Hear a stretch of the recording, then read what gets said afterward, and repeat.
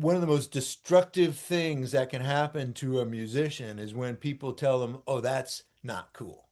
Don't Mm. listen to that. That's corny." If you like it, it's cool. It's Yeah. automatically cool if it pushes some kind of button for you. You know what I mean? If Mhm. there's something about it that turns you on, it doesn't matter if it's simple, if other people think it's corny, and kind of learning how to sort of stand up for your taste. Like, you know, if you like I have a real soft spot for some really, you know what, some people would consider kind of trashy pop music. Mm. And I'll listen to stuff like that and I'll go, yeah, I get that there's some cliches going on here, but sometimes cliches are cliches because they're really true. Right. Right. I mean, cliches don't become cliches because they're weird off, fringe ideas. They're cliches because everybody understands them. Yeah. And when everybody agrees on stuff, it's usually because there's a strong element of truth. Now, you can focus on truth and do it in a really original way too, but that's pretty rare. But it's still really important to, like, if there's a love song and it just gets you every time, there's nothing wrong with that. And anybody who says there is just hurting your feelings and being mean, whether they mean to or not. Sometimes people don't mean to, but it just comes out, stuff like that. But I think it's really important as a musician, like if you want to make a career in music, to to be able to shake that off and go, either laugh it off and go, yeah, I know, everybody, everybody loves it. It's like top 40, whatever.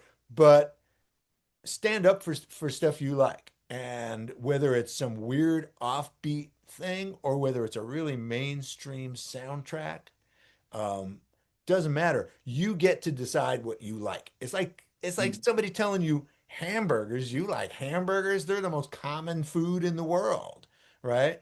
And like, yeah, but I like them. Everybody Yeah. else does too Yeah. because they're good, right? It Yeah. doesn't make you wrong. It doesn't make you wrong if you like chocolate because somebody else thinks, you should like some cool Jenny's ice cream, weird, green tea flavor. You know, Yeah. it's like they're just trying to prove how sophisticated they are. You know what? Chocolate Yeah. is Yeah. great. Yeah. And just because, 90% of the world loves chocolate doesn't make it bad. Right. If anything, it makes it good. So, um, and here's my point is that as a musician, like I play the way I do, and I write the way I do almost 100% because of the kind of music that I like, right?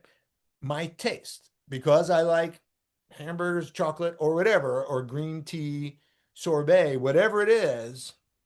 And truth is, I like a lot of things. Some very popular things, some very fringe things.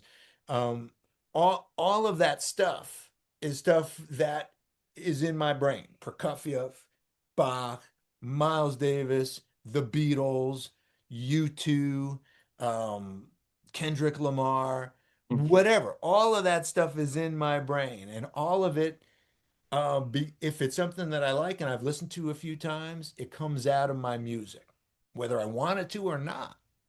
Wow. And so respect what you like because that's who you are. And Mm. nobody can tell you not to be who you are or that you're wrong to like a certain flavor or a certain kind of music. That's just who you are. You get to make that decision. That's your territory. Mm. Yeah. It's a great message. Rock really became a second language that I was very comfortable with and fluent Mm. in. And that's where I developed the whole strumbowing techniques and stuff like that, which, as you might guess, is based on the way guitar players Yeah. strum. So I was really trying to play guitar on a violin, Yeah. um, trying to function like a guitar, do everything a guitar could do. So I really became kind of fluent in two languages. That's sort of my second language. And then I got a gig with the Turtle Island String Quartet, which was very much jazz. Mm. fairly traditional.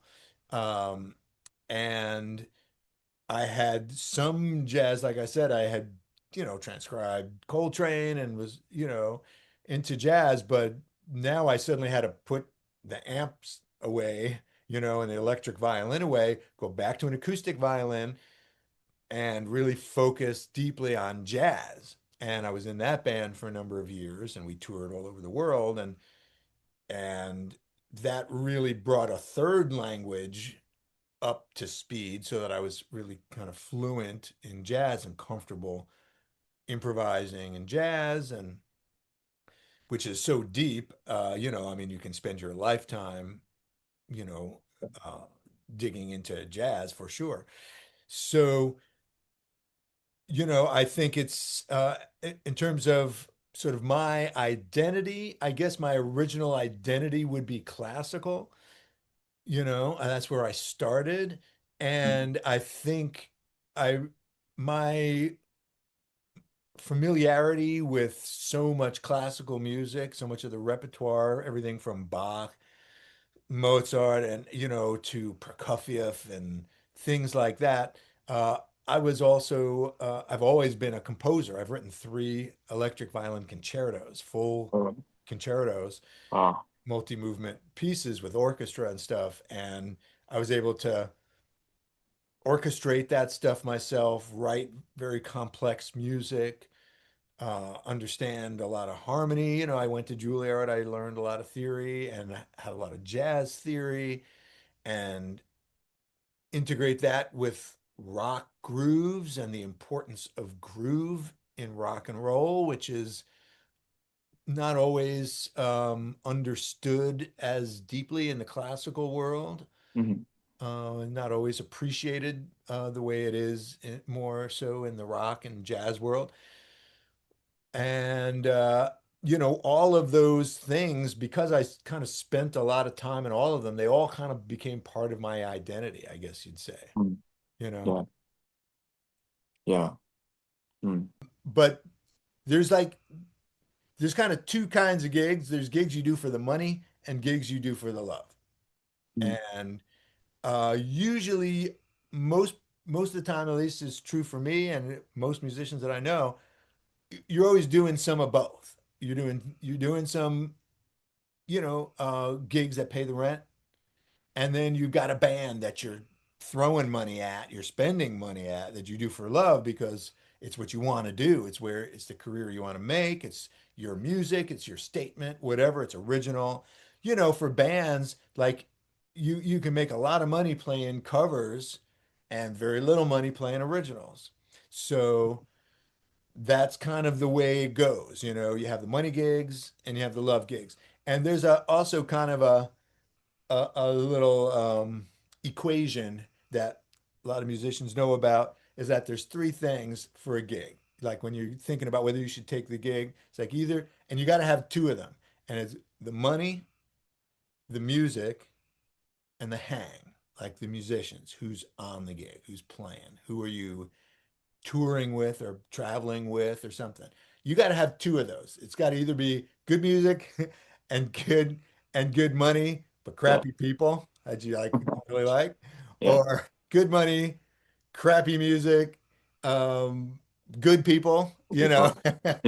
you know, or good people, good music, crappy money. Yeah. You get as long as it's got two of those, take the game. Okay.